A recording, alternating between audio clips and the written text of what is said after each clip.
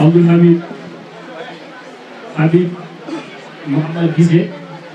قرأ لنا من قوله تعالى بعد أعوذ بالله من الشيطان الرجيم تبارك الذي نزل الفرقان على عبده ليكون للعالمين نذيرا. أعوذ بالله من الشيطان الرجيم. بسم الله الرحمن الرحيم. تبارك الذي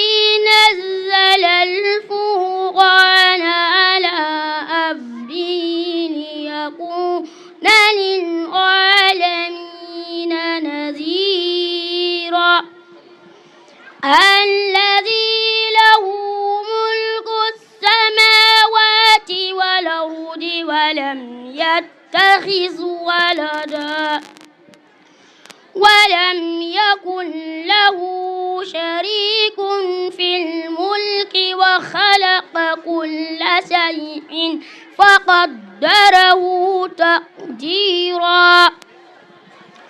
واتخذوا من دونه آلهة لا يخلقون شيئا وهم يخلقون ولا يملكون لأنفسهم ضرا ولا نفعا ولا يملكون موتا ولا حياة ولا نشورا. وقال الذين كفروا إن هذا إلا إفك افتراه وآنه عليه قوم آخرون فقد جاءوا ظلما وزورا. وقالوا أساطير الأولين اكتتبها فهي تملي عليه بكرة وأصيلا. قل أنزله الذي يعلم السر في السماوات والأرض إنه كان غفورا رحيما. وقالوا ما لهذا الرسول يأكل الطعام ويمشي في الأسواق لولا أنزل إليه ملك فيكون معه نذيرا. صدق الله العظيم. assalamu aleykum rahmatullahi taala wa barakatuhu. mi salmini moni fof inde mun e yettode mun. min huuley adama dia mbiɗa anni reftanade mon ɗo hadis nelaɗo allah sallllahu alayhi wa sallam ayyuma imra'atin kharajat min baytiha بغير إذن زوجها خانت في سهد الله تعالى حتى ترجع إلى بيتها أو يرضى عنها زوجها. قال رسول الله صلى الله عليه وسلم نلاد الله صلى الله عليه وسلم أيما امرأة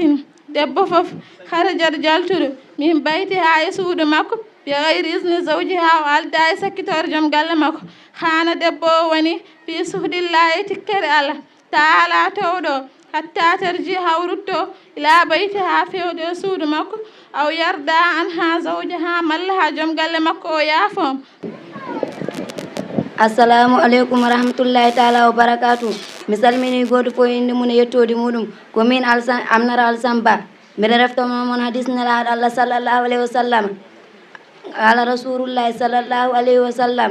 ayatul munafiq salasatun iza haddasa kazaba wa iza wa'ada akhlafa wa iza tumina khana rawahu sehan an abi hurairata qala rasulullahi sallllahu alayhi wa sallam nelaɗo allah sallllahu alayhi wa sallam wi ayatul munafiq mande nafiq salasatun ko tati iza haddasa so yewti kazaba o fena وإذا وعد سو فدنيرام أخلف ولوندو وإذا أتمنى سو هولنام خان وجنفو رواه سيغان أنا أبي هريرة. السلام عليكم ورحمة الله تعالى وبركاته. misalmini mon fo indi mon yettode mon ko min hawli Maysour Ba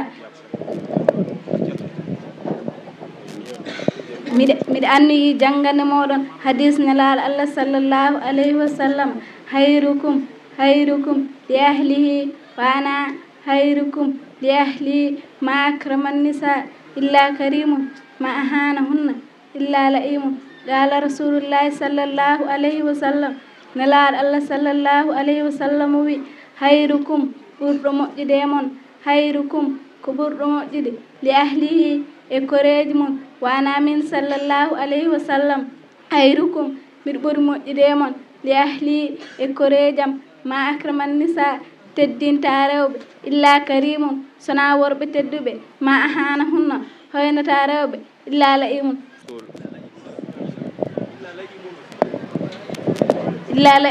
sona worɓe jas ay taala o barkatu mi salmini moni fof inde mum e yettode mum ko min Hadiza Mouhammad Ba mi ɗiɗi reftanade mon ɗo hadis nelaɗo Allah sallallahu alayhi wa sallam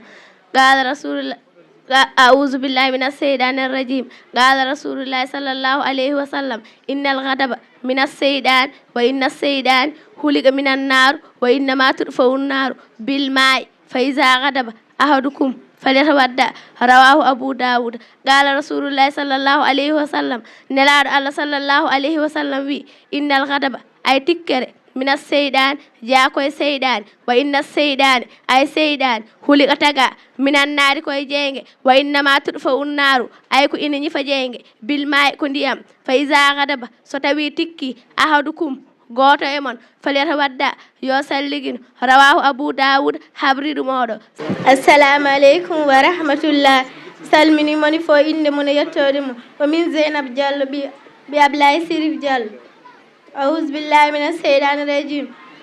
qala rasulillahi sallallahu alayhi wa sallam sumu li ruqyatihi fa in ghumma alaykum fa akmilu iddata sa'bana salasina qala rasulillahi sallallahu alayhi wa sallam nelaɗo Allah sallallahu alayhi wa sallam wi suumu koore bi ruqyatihi e jiiɗa mon wa in ghumma so niɓɓiɗi aleykum e dow mon fa akmilu timmine iddata limore sa'bana lewru yawa salasina balɗe capantati. assalamu aleykum wa rahmatullahi taala wa barakatu ko min Mayram Ahmadou Ba mbiɗa anni janngande mon ɗo darsul arabiyata هذه الأيام ما رأيناك أين كنت قال الأحد بيننا استقنا إليك متى ستزورنا هذه الأيام ɗeɗo balɗe ما رأيناك من جيانما أين كنت holto gonnoɗa قال الأحد بيننا en mbayrondiri استقنا إليك min jewnima متى ستزورنا holne gatta salminde amin. assalamu aleykum wa rahmatullahi wa barakatuhu salmini mon kala inde mum e yettode min Sunnatu Mahmoudou Diong mi dari janngande on ɗo darsul arabi nahanu fi ayyihi sahari nahanu fi sahri ramadan kam ayyami sumna 5 ayyami mata nabda siyam nabda sawm fil fajr mata nafɗuru ba'da ghurubi shams nahanu fi ayyihi sahari holndun lewru gonde nahanu fi sahri ramadan gonɗen koye lewru koor kam ayyami sumna no foti balɗe korɗen sumna 5 ayyami korɗen ko balɗe 5 mata nabda siyam holde puɗɗorɗen horde nabda sawm puɗɗorɗen horde fil fajir ko fajiri mata nafɗuru holde taƴaten nafɗuru taƴaten ba'da ghurubi shams caggal dunami. assalamu aleykum wa rahmatullahi ta'ala wa barakatuh mi salmini moni fof inde mum e yettode mum ko min Aissatou Bari ɓi ceerno Souleymana Bari mbiɗa anni janngande moɗon ɗo darsul arabiya alfaslu assaburatu almaktabu azzawiyatu alkursiyu almaq'adu annafizatu almisraqu alquflu almiftaqu almiknasatu assawqu aqumu ajlisu amsaw uknus alfaslu kalas assaburatu tableau almaktabu biro azzawiyatu soɓɓunu alkursiyu 16 almaq'adu banc annafizatu fenêtre almisraqu sellur القفل كالنار المفتاح caabi almiknasatu pittirɗi assow loosol aquumu miɗo immo ajlisu miɗo jooɗo amsaw miɗo fompa uknus miɗo fitta. Assalamu aleykum wa rahmatullahi taala wa barakatuhu. Moni fo mi salmini ɗum inde mum e yettode mum ko min Aissata Touré Abdoullahi Ba mbiɗa anni jangande mon ɗo farillaji lewalngal janaba. A'udhu billahi minas shaytanir rajim. Faslun ko keerol fara'idul ghusli anniyatu inda suru'i wal fawru wad dalku wal umum wa takhlilu sa'ar. Faslun ko keerol fara'idul ghusli farillaji lewalngal janaba anniyatu ko anniyade ko farilla goo inda suru'i sangane o natani lewalngal janaba ngal wal fawru e yaccade ko farilla ɗiɗi wad dalku e yiggude ko farilla tati wal umumu e huftitinde ɓandu mum fof ndiyam ko farilla nayi lakdari addi ko nayi asmawi addi ko joyi wa takhlilu sa'ar e jartude leeɓi. Assalamu aleykum wa rahmatullahi taala wa barakatuh. Mi salmini goto fof inde muɗum e yettode muɗum komin Aminata Sissoko Sira komin Aminata Siraji Sissoko jangana mon ɗo farillaji sallige fara duuɗuyi farillaji sallige sabun kodi jeeɗiɗi anniya woni goho wa rasulu wajhi lorde yas farilla woni ɗiɗi wa rasulu yadayn lorde juuɗe makko ɗiɗi ilal mirfiqayn ha yetto folgaji farilla woni tati wa massur ras maskude hoore farilla won nayyi wa rasulu jilayn lorde koyɗe makko ɗiɗi ilal ka'abayni ha yetto koɓɓe farilla won jeeyi waddal ko yiggude farilla won jeegom wal fawru yaccar farilla won jeeɗiɗi.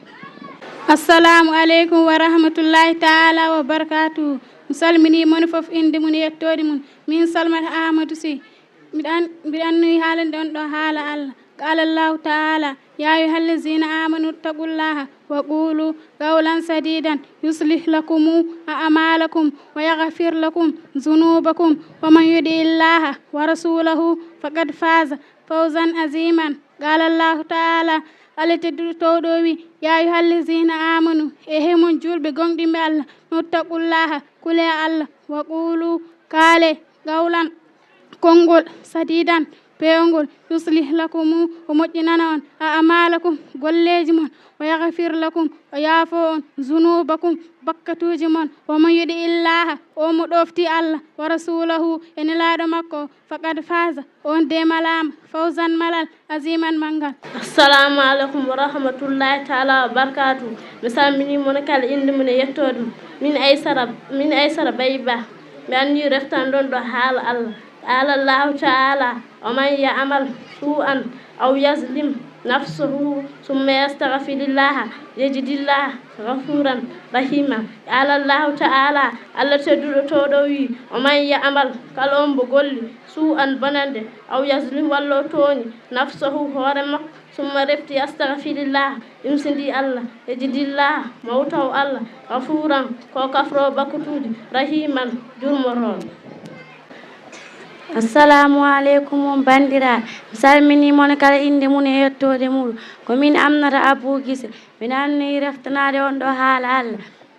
A'udhu billahi minas shaytanir rajim. Yawma tabyaddu wujuhun wa taswaddu wujuhun fa amma allazina istawaddat wujuhuhum akafartum ba'da imanukum fazuqul azaba bima kuntum takfuruna wa amma allazina ibyaddat wujuhuhum akafartum ففي رحمة الله هم فيها خالدون تلك آيات الله نتلوها عليك بالحق وما الله يريد ظلما للعالمين يوم يلوم تبيض ranwi wujuhun jeese wa taswaddu ɓawli wujuhun jeese fa amma allazina so tawi ko ɓen nastawaddat ɓe ɓawli wujuhum jeese mu'en fa fi rahmatullahi en ko yedduɓe Allah ba'da imanukum akafartum ɓen ko yedduɓe Allah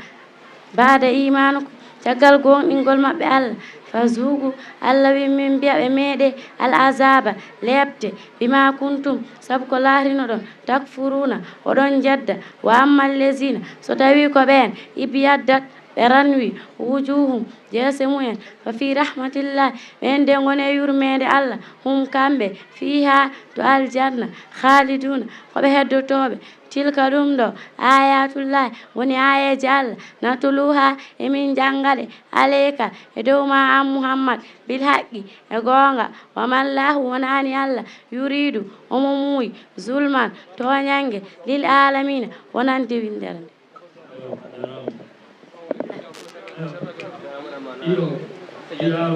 assalamu aleykum wa rahmatullahi wa taala wa barakatuhu mi salmini moni fof inde mum e yettode mum min Mariam Alseyni Tambodo mi refta moɗon ɗo hadis nelaɗo sallallahu alayhi wa sallam a'udhu billahi minas seydani rajim law kana hazal ilmu yahsulu bil muna ma kana yabqa fil bariyati jahilu ijhad wala tahsal wala taku hafilan fana damrul ubba liman yatakasal law kana hazal ilmu sinno fof ngallo gandal yahsulu angal heɓoro bil muna e yela ma kana yabqa heddotonoko fil bariyati e windere nde jahilu majjuɗo ijhad tinno wala tahsal woto am wala taku hafilan woto won belsidiɗo fana damatul ubba nimsa battane liman yatakasal wodini on gam assalamu aleykum bandiraɓe mi salmini goto fof inde mum kala hettone mum mbiɗa annayi jangano mon ɗo darsu fahum bi ilmin wala taqulul bihi badalan fannasu mawta wa ahlul ilmi ahyab fahum bi ilmin darte gandal wala taqulul bihi badalan to dartir gandal gossiko fannasu yimɓe majjuɓeɓe mawta ɓen ko maɓe wa ahlul ilmi yimɓe anduɓe gandal ɓe ahyab ɓen goni wuuro